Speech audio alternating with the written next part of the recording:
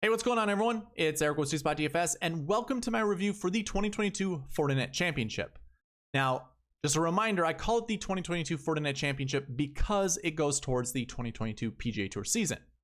Just want to throw that out there quickly before I start this video to avoid any confusion.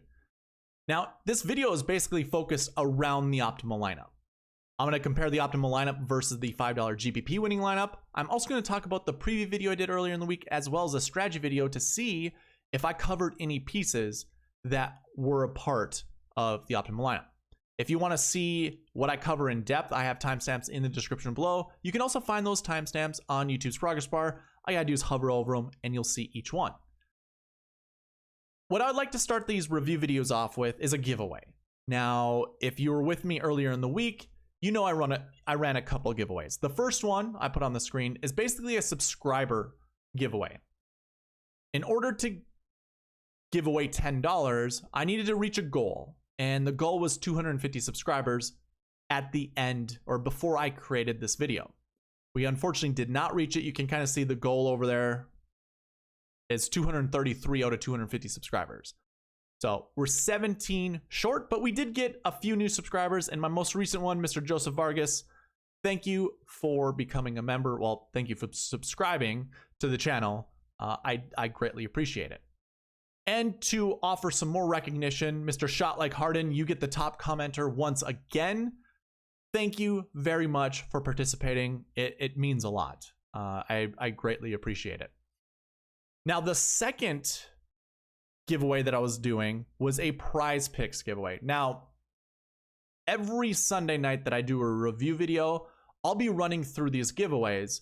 The Prize Picks one is basically all season long, or all year long. It's just I will be grabbing a winner every Sunday night.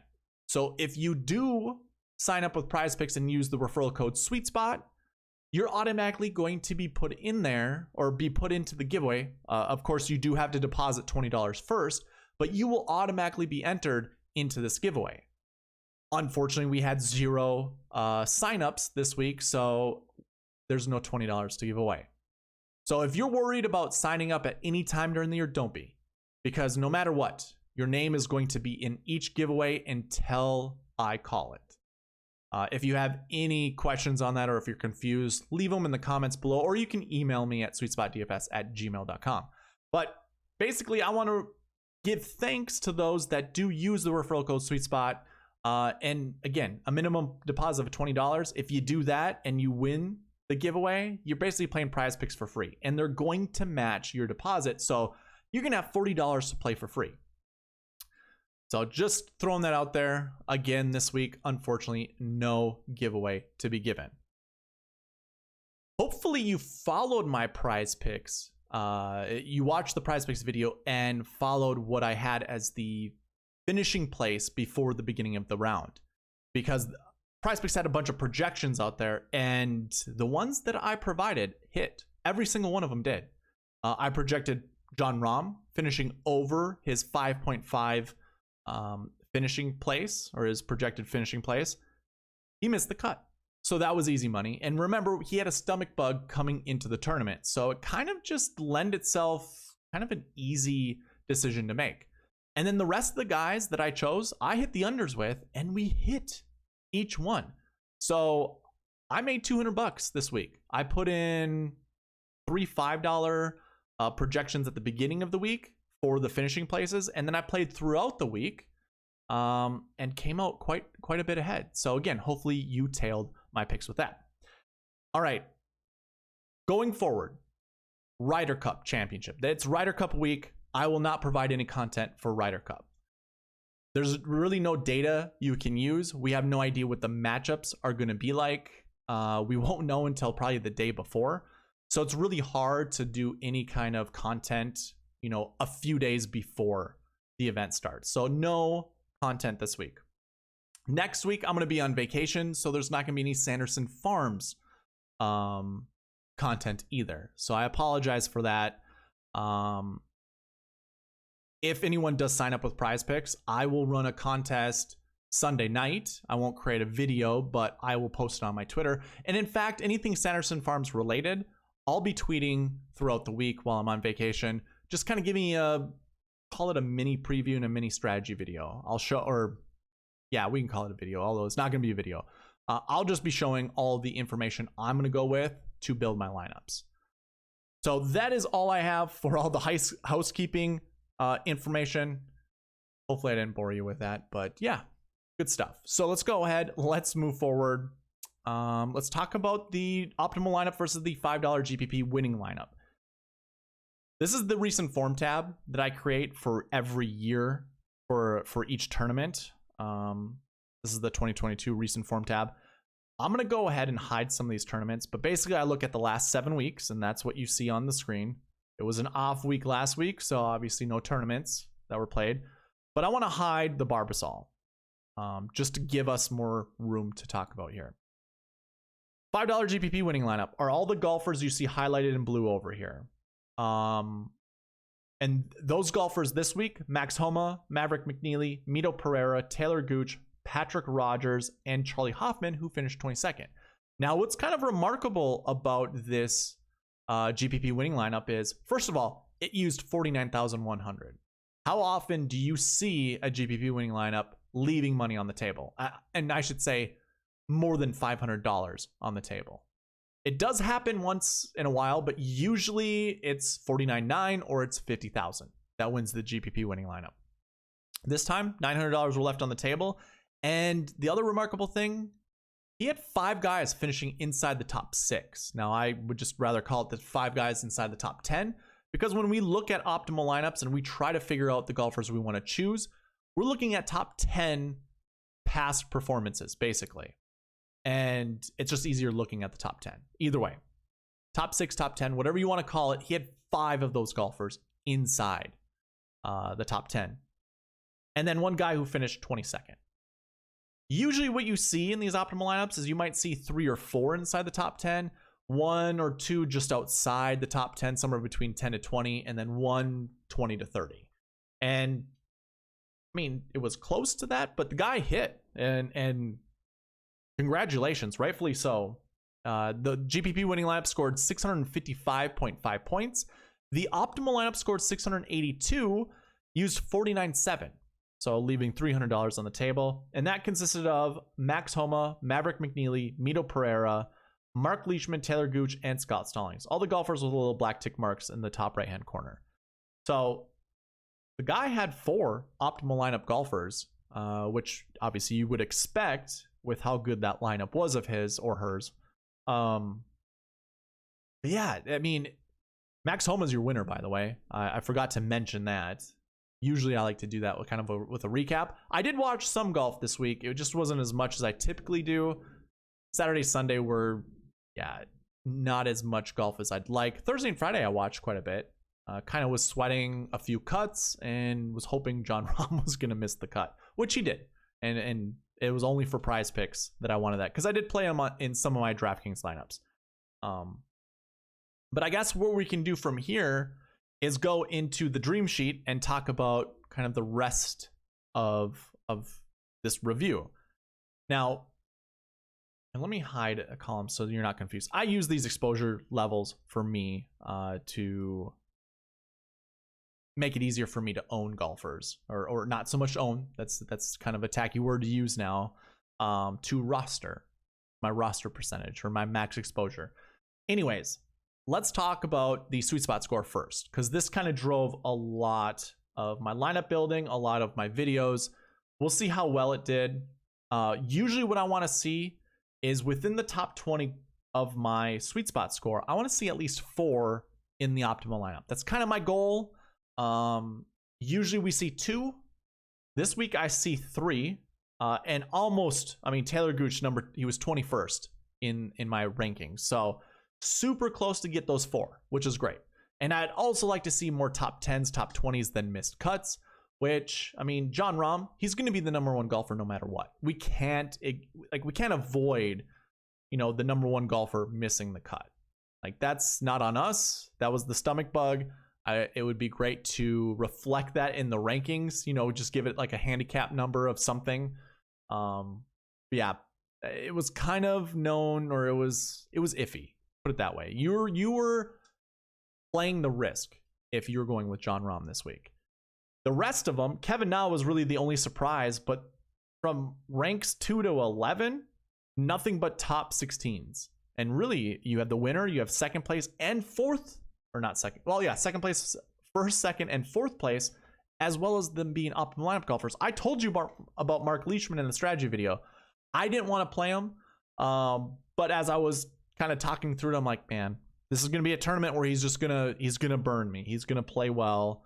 And watching him Thursday, Friday, I mean, the thing I was worried about was how much he sprayed the driver. He sprayed the driver, but much like Mark Leishman's strengths, he was able to scramble and get out of basically every single situation he was in. He hit one OB. He followed it up with three birdies and 4 holes. Didn't get the 3 birdie bonus there, but he started off birdie, par, birdie, birdie, or something like that. So yeah, Mark Leishman finishing 4th, and then obviously Taylor Gooch down here. We do have a few missed cuts: Grillo, Munoz, Higgs. Honestly, these golfers, to me, I think Higgs only showed up because of his course history, and I think he only had 1 top 10 here. I wasn't on Higgs this week. If you did see the rankings, I don't know if I really talked about him much, but I just wasn't on Higgs. I didn't care for him. Munoz, believe it or not, the optimizer that I kind of showed in the strategy video would never pick Munoz when I was building lineups. And I was kind of getting a little, I wouldn't so much say FOMO, I was getting, oh man, I'm not going to try to make it bigger than what it is, because it isn't. I was going to use the word anxious, because as I was building lineups, I'm like, okay, when are we going to get to a Sebastian Munoz lineup? So I forced the optimizer to pick Munoz. Looks like the optimizer knew something better than I did. But yeah, Harry Higgs, didn't really care for. Sepp Straka, really good on bent grass, not so much on POA. Cameron Champ was kind of a surprise. Now, if you remember, Cameron Champ talked a little bit about earlier, or in the middle of the season last year, talked about kind of depression and stuff like that, turned it around, and then said he'd been swinging the golf club the best he's ever in his life. And then he top 10 somewhere. I don't remember exactly where. Actually, he won the 3M Open. That's what it was. He won the 3M Open. And it was like, okay, well, if you are swinging the best you have, you're coming to a tournament you've won before. He's won this tournament before. Remember, it used to be called the Safeway. This is a kind of a surprise to me. Now, at $9,000, to me, he was too much of a risk. I mean, his value based off of how many fantasy points he scores on DraftKings versus his salary, not very good. So you kind of understood that he was overvalued, but I mean, a risky play I thought was okay. I don't mean to talk about all these guys. I liked Gooch. I liked Kazire. Those were a couple picks that I chose, and I noticed something that I want to talk about. Let's go ahead and look at my picks that I did in the Prize Picks video. My favorite PGA DFS picks this week. I picked 6 golfers. They all made the cut. I don't know if you could build a lineup with these guys. No, it would have been just over. I gave you an 11K golfer, a 9K, 8, 2 7s, and a 6. They all made the cut. And we didn't have a single one in the optimal lineup. Usually I pick 3 per price tag, and I should have done that again this week. I totally forgot to do that, because that's kind of how I'm basing my decisions off of, is giving myself a little bit of leniency, not being this strict. I think I just copied the Tour Championship model that I had, but obviously there's only 30 golfers in that field. Totally forgot to go 3, 3, 3, 3 for each price tag. But either way, I picked 6 pretty decent golfers. One of them in the GPP winning lineup, no optimal lineup golfers, unfortunately. But yeah, that looks pretty good. Now, the other thing I want to talk about does revolve around the SweetSpot Score as well. Well, the SweetSpot Score drives the Marquee tee time pairing. So let's go ahead, talk about those. And that's basically all these golfers in this dark green color. Now, let me go ahead and sort them by game. And usually what we see, now I should say, since I've been doing this since before the 3M Open, I think. I think it was I can't remember exactly. I usually find 2 golfers that are in the optimal lineup within these marquee tee time pairings, and we have that exact same thing. You hear me talk about this during the strategy video, you know this isn't a fluke. We usually find 2 golfers inside the optimal lineup, and we do. We have Max Homa and Mark Leishman. Now, I would like to get around 4 golfers out of this. And it's, again, the SweetSpot Score drives it, so there has to be a few tweaks to figure that out. But you know, I know it's at least 2. You want to find 2 golfers from the marquee tee time pairings to build your lineups around. Unfortunately for me, I wasn't much on Max Homa this week. I did play some of him. I guess if I could open up the exposures, I did have 14% applied to him for max ownership or max exposure. So that was decent. I had 10% towards Mark Leishman, but I would have been more on like Will Zalatoris. I did like Charlie Hoffman. I did talk about him in the strategy in preview videos. I like Cameron Tringali. Talked about him quite a bit, especially in the Prize Picks video. Hopefully you followed him, because it would have been easy to win money off of Tringali this last week in the Prize Picks videos. I don't think I really cared about the champ, Mickelson Tway. You can see the ownership, the exposures that I had there. And again, that's this column here. Webb was surprising. He had a really strong Saturday and finished up with a terrible Sunday. He was kind of in the driver's seat to play well and do well. But either way, we found our 2 optimal lineup golfers here, like we do every single week. We had 8 groups, I think. Let's see, 1, 2, 3, 4, 5, 6, 7 marquee tee times. We found 2 golfers in the optimal lineup, and again, usually that's how I look at this and build my lineups accordingly. So we got it. It works. Maybe that's just going to be the standard going forward. Find 2 golfers from the marquee tee time pairing. From here, let's go ahead and talk about the bucket system and see how well that did, because that's really the final piece when it comes to basically how well the preview and strategy videos went. Let me go ahead and freeze up.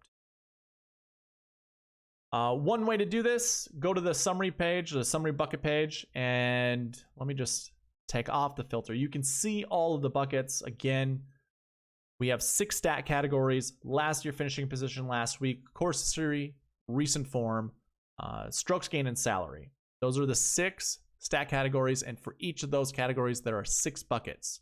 So I rank them 1 to 6, usually give you how much you need to play. I give you my anchor locks, basically, which I will end up showing you. Put a filter on this. This will get us to our anchor locks, and it's essentially all of the buckets that I'm projecting to have at least 1 golfer inside the top 10. And then how much am I going to, like, how many positions am I going to allocate towards that bucket? So that'd be this column here in H and this column here in G. I also look at frequency of optimal lineups with each of these buckets. I guess let me open this up to everything. Okay, a few more buckets that open up, but essentially I'm gonna actually keep it open like this because this is gonna be good to review. This bucket here is going to be like your max that you want to play, or not so much bucket. This column here is the max you'd want to play a golfer from a bucket, or how many buckets you want to build your lineups around. So I always look at this number. I will always round up. So 6.22, I'll round up to 7. And this is going to be your max number. It's just my easy way of doing it. I know I can make it look prettier on the screen, but I do want to know how many, call these roster points, that I want to allocate towards building my lineups with. Now there's a max of 600 roster points. Remember, I usually build 100 lineups, 6 positions for each lineup. That equals 600 spots that are available. Let's just, again, call them roster spots, roster points, whatever you want to call them. This is basically my minimum. Pretend to divide this by 100, and you're going to obviously move the decimal point over 2 places. That's going to be basically your minimum. That's going to be your starting point. And I always round down. So this would be like 3.7338. It's just going to be 3 for me. So for this first bucket, last year ones, my minimum that I want to that I want to roster golfers with is 3. Max is going to be 7. So if I were to go to the dream sheet, let me filter out all those that aren't within inside the top 10 and really that aren't in the optimal lineup. What I'd want to look at is last year ones. How many of them finished inside the top 10? And I have 5. I have 5 last year ones that finished inside the top 10. So it was in between that minimum and maximum. Now, if we wanted to go a layer deeper, we can look at the optimal lineup buckets, and we see there's a min max of 1 and 3. Does it fit within there? So if I were to look at all the optimal lineup golfers, how many of them are there that are last year ones? There are actually 3. So again, we look at the summary. I have 3 last year ones that are in the optimal lineup. I also have 5 that are within inside the top 10. So obviously this was a bucket you wanted to choose golfers from. Now, there were 76 golfers in that bucket this year, so you still had a lot to determine how you wanted to build your lineups with. But either way, that bucket, it hits. I'm just going to go ahead. We'll mark them both yellow. Let's do this one. Since it didn't go over the projected amount, yeah, let's make this green. So it hit. That was perfect. I'm going to make this green over here as well. That also hit. That was great. Now, we're not going to talk about the last week ones because honestly, everybody was the last week one. So there's no point in talking about it. We can go ahead and mark a green, which that doesn't mean anything. Course history 5. Now, the min for me would be 1. The max would be 2. We had 17 golfers in that bucket this year. Let's see if course history 5 hit. Again, we're looking at 1 to 2 inside the top 10. Course history 5s all the way down, Mr. Hideki Matsuyama. He's not in the optimal lineup, but he did finish inside the top 10. He actually had a really strong tournament. Other than a 71, he was probably one of the few golfers that had almost a lock to shoot all 4 rounds in the 60s. So for course history 5, yes, this hits. But when it comes to the optimal lineup, this is unfortunately going to take a 0 for this year. And that will move that min down to 0 no longer. And the frequency rate will also drop. It'll drop to 83%. It'll drop to 80%. So still, we found a top 10 golfer, and I'm sure we could have built lineups around Hideki Matsuyama to win some money. In fact, why don't we let's double check. I'll use the recent form tab. So if we started with Hideki Matsuyama at $11,000, we're obviously going to need some cheap golfers. I'm sure we could do all 3 of these 8Ks. I think so. Got Stallings, and there we go. This was 49.6. So we would have included Stallings, Augenstein, Matsuyama, Pereira, McNeely, and Homa. I don't think this is going to beat the GPP winning lineup, but it'd be interesting. 669 points. Oh, we do. We beat the $5 GPP winning lineup. So we could build lineups with Mr. Hideki Matsuyama. So yeah, I mean, there's obviously several different ways to do it. So having Matsuyama on here, to me, bucket hit with that one. So again, mark that one as a green. Course history 3s. We want somewhere between 1 to 3. And again, 1 to 3 when it comes to the optimal lineups. Let's see if that one hit. I believe there are a ton of course history 3s. 1, 2, 3. Not a ton. I guess we only have 3. And for optimal lineup golfers, we have 2. So when we look, we actually had 3. So that hit, we round up, remember? And then we had 2. So I'm just going to go ahead and mark this green to show that it was above 1, under 3. So that bucket also hit. So right now we're batting 1,000.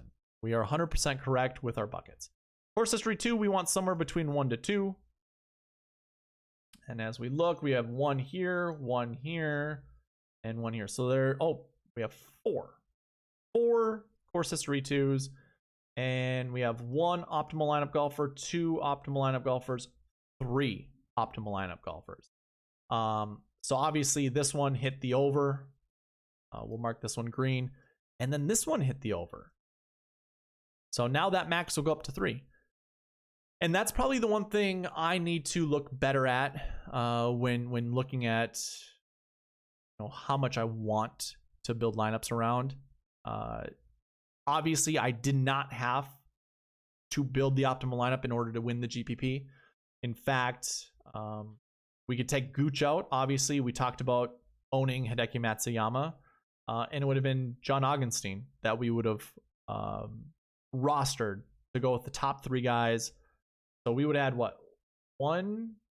2 course history 2s. So it still would have worked. It would have worked that way. We could have still won a GPP following those rules. Unfortunately, it doesn't give us kind of the flexibility to think above, what we have for the max of 2.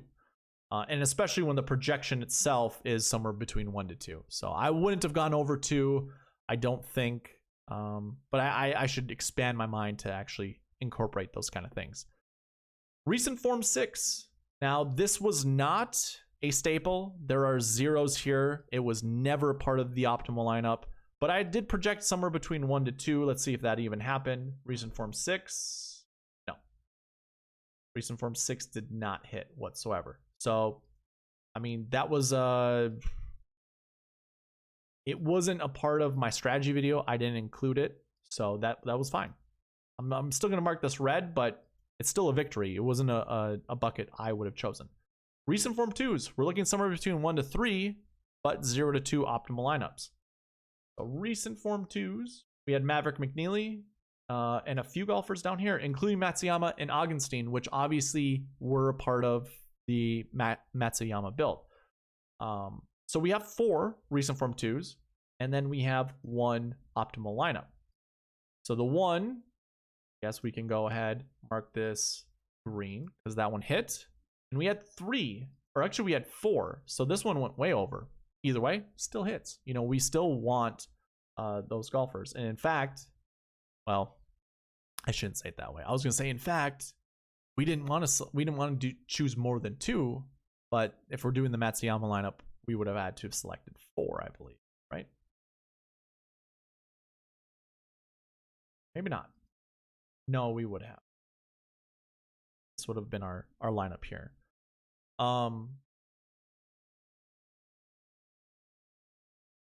So, well, we would have had 3. Yeah, 3 recent form 2s. Okay, either way. Moving on to recent form 1s. Now, we were looking at somewhere between 2 to 4, and we had a min-max of 1 to 4 for optimal lineups. So again, we're looking here. We're looking here. Let's see, 2 to 4, and 1 to 4 optimal lineups. Recent form 1s. So Homa, and we had a few here. I mean, there's 5 golfers there. Optimal lineups, we had 1, 2, 3, 4. So we had 4. 5 recent form 1s inside the top 10. 4 ended up being your optimal lineup. So again, that hit as well. So currently, the buckets, the ones that we chose, again, we didn't look at recent form 6s. It wasn't a part of the strategy video. It wasn't part of the anchor buckets that I spoke of. So the fact that this is red is fine. Just focus on the green that's within here. So far, we're looking good. Now, salary 6s, also not one of those that I looked at. And those are your 10K and aboves. Obviously, we have Hideki that finished there. So we're looking somewhere between 1 to 3. Hideki was not in the optimal lineup, and he's really the only 10K and above golfer that we had. So again, we didn't talk about this bucket. It still kind of succeeded. I think I'd have felt more comfortable with it if John Rahm didn't have a stomach bug, but obviously he did. 0. Yeah, we'll leave it blank. That means obviously whatever. Salary, the 7Ks, salary 1s, we were looking at somewhere between 1 to 3. Now, this is good to look at because it allows you to, anything with the salary buckets allows you to begin your lineups building there. And we did have 2 7K golfers that finished inside the top 10. So that one hit, and neither one of them were in the optimal lineup. So this one's going to go red, but go green. So it still looks good for the buckets, that is. Now, strokes gained 4 and 6 were not a part of the strategy video. I'm not going to talk about them. Actually, we'll talk about them just to see how they did. But strokes gained 3, we're looking at somewhere between 1 to 3, and in the optimal lineup, we see 2 to 3. So strokes gained 3, we have 1, 2. Only 2. That's how this is all color coded, by the way, is by the strokes gained stats. And Matsuyama and Homa were a part of that group. Now, if we did do a Matsuyama lineup, then we're including both of the 2 strokes gained 3 golfers, and really that drives into this number here going up, but it didn't.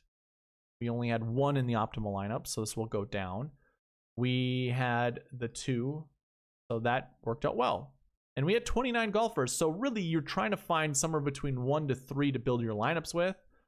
Makes lineup building a little bit easier, especially if you were on Matsuyama. You really couldn't go anywhere else.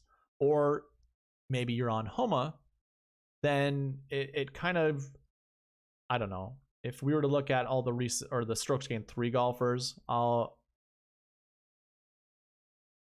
guess I can open it up to everybody. If we look at all the strokes gained 3 golfers, you can see you had limited choices to begin with. Now, I guess not. Matsuyama and Zalatoris, those are 2 of my favorite golfers. I can never trust Siwoo Kim enough to want to roster him a lot. Obviously, you can see I had 6% set to my max exposure. There's no way. 8% to Champ. Grillo, you really can't trust either. Homa has the second, well, tied with Zalatoris, or Matsuyama and Zalatoris tied for the highest max exposures. Homa comes in second with 14%. And then it kind of just drops from there. I don't trust Gim that much. Sloan, Fratelli. Ches Reavie, he was part of the Prize Picks plays. Hopefully you tallied that because he came in clutch with that one. Scott Piercy, by the way, 30th ranked in my sweet spot model for a strokes gained 3 golfer. The optimizer liked him a lot and chose him quite a bit. I actually had to limit my exposure because, again, I'm only allocating 7%. I guarantee you the optimizer would have selected him in like 50% of lineups. That's how much he ended up doing. And I think I went way over 7% anyways. I know for me, this is kind of an outline, essentially. But sometimes if it just works out, that's where I go with. So yeah, and you didn't really have a lot of other golfers to look at. You had a bunch of guys in the 6K range, none that you could really trust. Most of your guys that you wanted to play were above, your 7K and above. Yeah. You didn't have a lot to choose from. You could have got to Homa fairly easily. Yeah, I mean, for me, I'm ecstatic it worked out that way. It was nice to see. Let's look at the last 2 buckets. Again, they were not a part of my anchor buckets, but we can talk about them nonetheless. Strokes gained 4, 1 to 2, and strokes gained 6, 1 to 2 as well. And we'll just do this one quick. We actually have 2 6s, and we have 2 4s. So the max is hit on both of those, which is surprising. Those weren't buckets I was really going with. As you can see, recent form 6, strokes gained 4 and 6, and also salary 6. Those were all buckets I didn't talk about. In fact, if I go back and I choose what the settings were before, it was 75% and up. We have nothing but green. So the bucket system was 100% correct this week in determining, the anchor locks for top 10s. We're still kind of figuring out the optimal lineups. It's nice to have. It's fun to look at. It's hard to use other than just guidance. Obviously, we had 3 of them that did not perform as well as they have.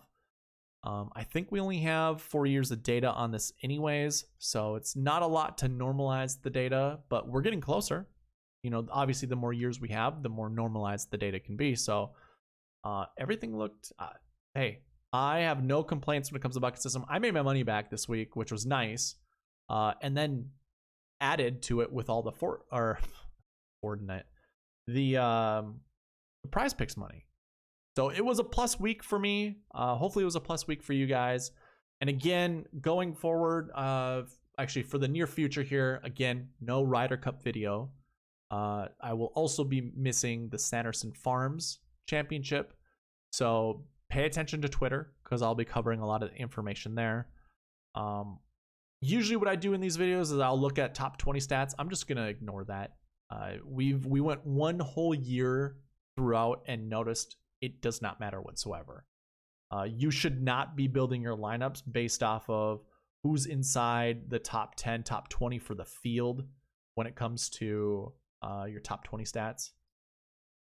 If I were to go to your strokes gained stats, like season long, and sort for your best golfers, just watch for all the green and then the tick marks to see if any of your optimal lineup golfers are here. Did off the tee matter? Did approach matter? Actually, we had a few optimal lineup golfers there, but 3 within inside the top 20 in this field. Around the green, nothing. Putting, nothing. Like, you can't build your optimal lineups looking at these stats. Now, obviously, if you could do rolling stats and all that good stuff, go for it. I mean, I kind of do recent forms 7 weeks. Again, we're not going to find any answers looking at strokes gained data. We're not going to look at it rolling stats data. Like, there's no way to figure out the optimal lineup looking at strokes gained stats. Just throwing that out there. That's why I use the bucket system, and that's why I trust in it. There's just no way you're going to. Again, we went a whole year reviewing top 20 stats in the field for each tournament. And it gives you 3 golfers maybe that finish in the optimal lineup, and then the other 3 golfers are spread out underneath. So, I mean, you can obviously build your lineups that way. You can select 3, 2, 1, whatever, with those strokes gained stats, but it's really not that way, not that easy to go. So anyways, long story short, I'm cutting that out of my videos. Plus, it just added extra time we don't need. Again, staying specific to the optimal lineup. Top 10s are a consolation, but it's more so finding the optimal lineup. And that's my whole goal with this channel, is to do that for each tournament. So either way, next video you can anticipate will be coming the week after the Sanderson Farms, which I think is the Shriners Open, the Shriners Children's Open. We're already back to that tournament. That's crazy. I mean, we obviously just started the new season, which didn't seem like it started, the last one started that long ago. But either way, yeah. Shriners Children's Open, that's the next time you'll see me. Next time you'll see content from me, that is, on YouTube. So be on the lookout for that. Again, hopefully you guys did well. But that's it for me. Thank you guys for watching. Please leave a like, comment, subscribe, all that good stuff. And I'll see you in 3 weeks or 2 weeks. All right, bye.